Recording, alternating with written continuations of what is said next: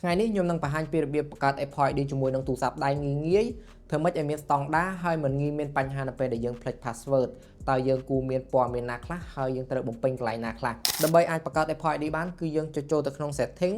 ហើយយើងនឹងឃើញពាក្យថានៅខាងលើគេហ្នឹងគឺ Apple account យើងចុចកន្លែងហ្នឹងមួយមកហើយបន្ទាប់មកវាមានជម្រើសកន្លែងនេះយើងអត់ទាន់មាន account Apple ID ទេគឺយើងចុចពាក្យថា don't have an account Apple យើងចុចកន្លែងហ្នឹងមួយមកហើយកន្លែងនេះគឺវាទាមទារចង់ដឹងថា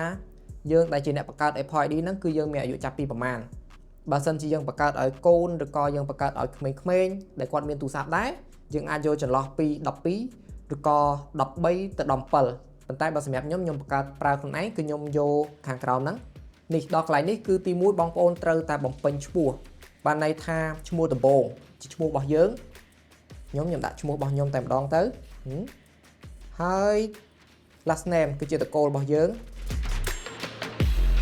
អញ្ចឹងខ្ញុំដាក់បែបនេះប៉ុណ្ណឹងហើយបន្ទាប់មកយើងចុចកន្លែងថ្ងៃខែឆ្នាំកំណើតរបស់យើងបំពេញវាទៅខ្ញុំបំពេញតាមជាក់ស្ដែងនេះប៉ុណ្ណឹងចុចខាងលើហ្នឹងហើយចុចថ្ងៃហើយបន្ទាប់មកយើងចុចពាក្យថា continue នៅខាងក្រោម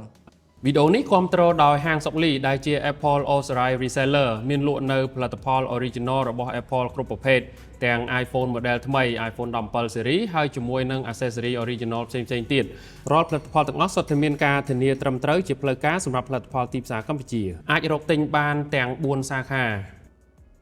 បើសិនជាក្នុងករណីយើងមាន Gmail យើងបំពេញអា Gmail របស់យើងប្រើប្រាស់រាល់ថ្ងៃហ្នឹងគឺយើងបំពេញកន្លែងហ្នឹងទៅហើយបើសិនជាអត់មានទេយើងអាចបង្កើតវាសិនទៅដើម្បីភ្ជាប់ជាមួយនឹង Apple ID របស់យើងជៀសវាងនៅពេលដែលយើងមានបញ្ហាថ្ងៃក្រោយគឺយើងអាច recover បានជាមួយទៅនឹង Gmail របស់យើងបានដូចគ្នាតែបើសិនជាក្នុងករណីបងប្អូនអត់មានទេបងប្អូនអាចដាក់កន្លែង don't have on email address តែបើសម្រាប់ខ្ញុំមានអញ្ចឹងខ្ញុំបំពេញវាតែម្ដងទៅហើយកន្លែងគ្រីសហ្នឹង announcement ហ្នឹងគឺយើងត្រូវតែគ្រីសវាទៅអត់អីទេកន្លែងហ្នឹងអញ្ចឹងយើងចុចពាក្យថា continue កន្លែងនេះគឺវាទាមទារឲ្យយើងបង្កើត password ថ្មីបានន័យថាយើងដាក់អក្សរពីមុខហ្នឹងគឺធំមួយតួហើយបន្ទាប់មកនៅមុខយើងដាក់អីដាក់ទៅអត់អីទេអាស្រ័យទៅលើបងប្អូនចង់ដាក់ទេចំពោះកន្លែងនេះបងប្អូនត្រូវតែប្រកាសចិត្តថា password ដែលយើងដាក់គឺយើងងាយចាំប៉ុណ្ណឹងខ្ញុំចុច continue ជាការស្រេចហើយទៅនេះគឺវាផ្ទៀងផ្ទាត់ជាមួយនឹងលេខទូរស័ព្ទរបស់យើងផ្ទាល់ដែលយើងប្រើជាមួយនឹង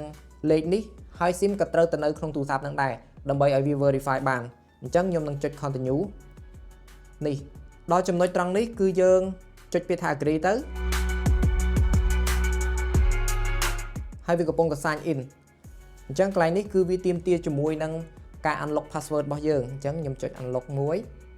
ឥឡូវគឺយើងបង្កើតបាន Apple ID ជោគជ័យហើយនៅពេលដែលយើងភ្ជាប់ហើយគឺវានឹង load បែបនេះអញ្ចឹងវាទាមទារឲ្យយើងផ្ទៀងផ្ទាត់ជាមួយនឹង email address យើងផ្ទៀងផ្ទាត់ទាំងអស់គ្នាយើងចុចកន្លែង email ហ្នឹងហើយយើង send code ទៅ Gmail របស់យើងដែលយើងមានបន្ទាប់ហ្នឹងវានឹង alert code កន្លែងនេះគឺសំខាន់មែនទែននៅពេលដែលយើងភ្ជាប់ជាមួយនឹង Apple ID គឺយើងលីងវាជាមួយនឹង Gmail នៅពេលដែលយើងចង់ reset ឬក៏យើងចង់ forget password គឺយើងអាចប្រើប្រាស់ជាមួយនឹង Gmail ហ្នឹងបានអាហ្នឹងគឺវាមានលក្ខណៈងាយស្រួលនៅក្នុងការបង្កើត Apple ID ដើម្បីមានស្តង់ដារហើយឲ្យវាត្រូវជាមួយនឹងព័ត៌មានគ្រប់ទាំងអស់នៅក្នុងហ្នឹងដែលយើងចង់បានយើងចង់បំពេញឲ្យវាមានលក្ខណៈត្រឹមត្រូវនៅពេលដែលយើងបង្កើតបានត្រង់នេះហើយអ្វីដែលយើងត្រូវមើលបន្ទាប់គឺកន្លែង iCloud បើសិនជាក្នុងករណីយើងចង់បើកដើម្បីអាចឲ្យយើងផ្ទុកឯកសារឬក៏រូបភាពផ្សេងនៅក្នុង iCloud បានដែលវាមានទំហំ 5G ដែលយើងអាចផ្ទុកមិនថាជាឯកសារជារូបភាពឬក៏ Gmail អីផ្សេងគឺយើងអាចដាក់នៅក្នុងនឹងបានហើយនេះគឺវាផ្ដល់ភាពងាយស្រួលបើសិនជាយើងចង់ចំណេញ space ទូរស័ព្ទរបស់យើងអាច move វាចូលទៅក្នុង iCloud នេះបានដូចគ្នាដើម្បីរក្សាទុកនៅពេលដែលយើងដូរទូរស័ព្ទថ្ងៃក្រោយគឺយើងនៅតែអាចបើកប្រើទៅលើរូបភាពទាំងអស់ហ្នឹងឬក៏ឯកសារមួយចំនួនដែលយើងបាន save ទុកនឹងដូចគ្នាហើយនេះគឺជាវីដេអូដើម្បីបង្កើត Apple ID ឲ្យមានលក្ខណៈងាយស្រួលនៅក្នុងការប្រើប្រាស់ដើម្បីអាចបងប្អូនយកទៅប្រើប្រាស់យកទៅភ្ជាប់ដល់ខ្លួនឯងបានងាយហើយសង្ឃឹមថាវីដេអូនេះនឹងជាប្រយោជន៍និងជាចំណេះដឹងខ្លះៗដើម្បីអាចឲ្យបងប្អូនយកទៅប្រើប្រាស់យកទៅអនុវត្តតាមជួបគ្នានៅវីដេអូក្រោយ